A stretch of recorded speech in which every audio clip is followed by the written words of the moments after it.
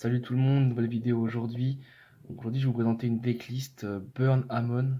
Donc là, le but du deck, ça va être de vraiment d'attaquer les points de vie de l'adversaire, les gratter pour lui faire perdre des points de vie. C'est un deck assez chiant à jouer, mais qui est super marrant. Donc j'espère que ça va vous plaire. Donc on va directement passer à la decklist. Alors je vais jouer deux Ammon. Ammon, c'est très simple. Donc pour l'invoquer, il faut qu'on sacrifie euh, 3 magies continues sur le terrain, face recto qu'on contrôle. Et si cette carte a détruit un monstre de l'adversaire, l'adversaire perd 1000 points de vie. Et si cette carte est en position de défense, les monstres adversaires sont obligés d'attaquer Amon. Donc c'est plutôt pas mal. Il a 4000 en plus. C'est le monstre qui va nous faire burn bien. En plus il a 4000, donc c'est vraiment une super carte pour le deck. Ensuite on va jouer 3 Marshmelon. Donc lui c'est pareil, hein, il burn aussi. Donc on le met face verso. Et puis si cette carte est attaquée et qu'elle était face verso au début de la dommage step, le joueur attaquant reçoit 1000 points de dommage. Et en plus, il est indestructible au combat. Donc voilà, une carte pour temporiser qui burn aussi. Ensuite, on va jouer 2 l'obscur invocateur de bêtes. Donc lui, c'est pour aller tuto le Amon qu'on a utilisé.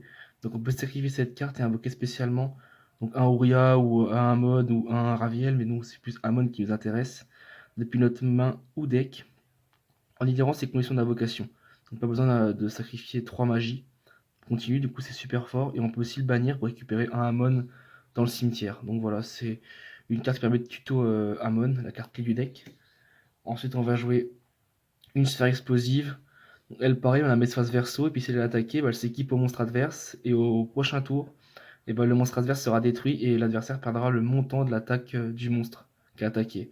Donc voilà, c'est pour burn aussi, donc c'est une carte assez marrante à jouer également. Ensuite, on va jouer le guerrier forteresse. Donc lui, pour le détruire, il faut attaquer 2 fois. Et en plus, on ne prend pas de dommages quand il est attaqué. Donc voilà, il a 2 vies. Et puis en plus, on ne prend pas de dommages. Donc c'est bénéf pour nous, pour temporiser. Ensuite, on va jouer 3 fracas, le guerrier magique. Donc, cette carte est invoquée normalement. On peut placer un compteur sur elle. Et on peut détruire une carte magie piège sur le terrain adverse en notant un compteur. Donc son compteur qu'il a quand il est invoqué normalement. Voilà, il est plus là pour pour détruire les magies pièges sur le terrain adverse, voilà, pour un peu nous protéger. Ensuite, on va jouer un magicien de la foi, voilà, flip.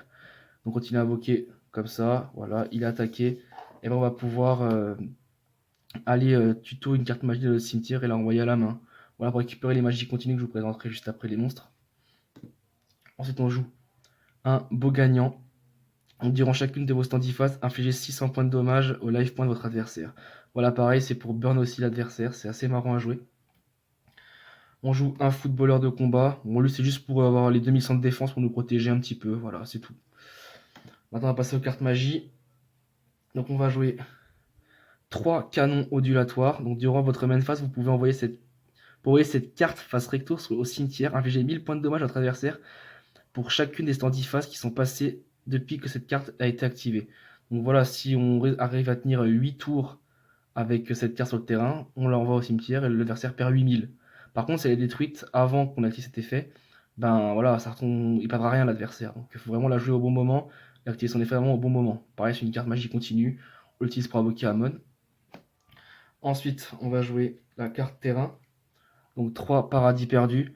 Donc votre adversaire ne peut pas cibler, donc on va dire Amon, parce qu'on n'utilise que Amon, et par des effets de cartes, et aussi ces monstres ne peuvent pas être détruits par des effets de cartes de votre adversaire tant que vous les contrôlez ou le contrôlez. Si vous contrôlez Ouria, Amon ou Raviel, vous pouvez piocher 2 cartes. Donc voilà, c'est pas mal pour piocher des cartes, et en plus Amon ne sera pas destructible par les effets de cartes, donc c'est super fort. Donc voilà, petite carte terrain sympa. Ensuite, on va jouer 3 messagers de paix. Donc les monstres avec minimum 1500 d'attaque ne peuvent pas déclarer d'attaque. Une fois par tour, durant votre standy phase, payez 100 points de vie et utilisez cette carte. Voilà, c'est fort pour que l'adversaire n'attaque pas. Donc c'est pas mal du tout. Par contre, il faut payer 100 points de vie ou la détruire. Voilà, on en a 3 dans le deck. Carte magie continue pour invoquer Amon. Voilà, efficace et simple. Ensuite, on va jouer 2 Ukazi. Donc infliger 800 points de dommage direct au life point de votre adversaire. Pareil, c'est une carte pour burn. Ensuite, on va jouer pour temporiser les épées de ravissement de la lumière. Donc, durant votre deuxième standy phase, après activation, détruisez cette carte. Donc, cette carte est résolue. Changez tous les monstres contrôlés par votre adversaire en position de défense face verso. Pareil, hein, c'est pour temporiser, voilà, histoire de bien burn l'adversaire. Ensuite, on va jouer 2 esprits vengeurs des marais. Tous les monstres sur le terrain ne peuvent pas attaquer durant le tour où ils ont été invoqués par invocation normale, flip ou spéciale. Voilà, pareil, hein, c'est pour bien embêter l'adversaire et c'est une carte magique continue également pour invoquer Amon. Ensuite, on va jouer pour les tutos Amon, le sarcophage doré. Voilà, bannissez par secto une carte depuis votre deck. Et durant votre second standy phase de réactivation de cette carte, ajoutez la carte à votre main. Voilà, c'est pour toute n'importe quelle carte dans le deck, c'est plutôt pas mal. Ensuite, on va jouer une carte magique continue aussi. Donc, faut pas. Tant que cette carte reste face à toi sur le terrain, tout monstre invoqué avec succès par invocation normale, invocation flip ou invocation spéciale est changé en position de défense. Donc voilà, c'est pareil, c'est pour tempo. Et ensuite, on va jouer 2 absorptions de magie. Donc pareil, une carte magie continue. Chaque fois qu'une carte magie est activée, on gagne 500 points de vie immédiatement après sa résolution.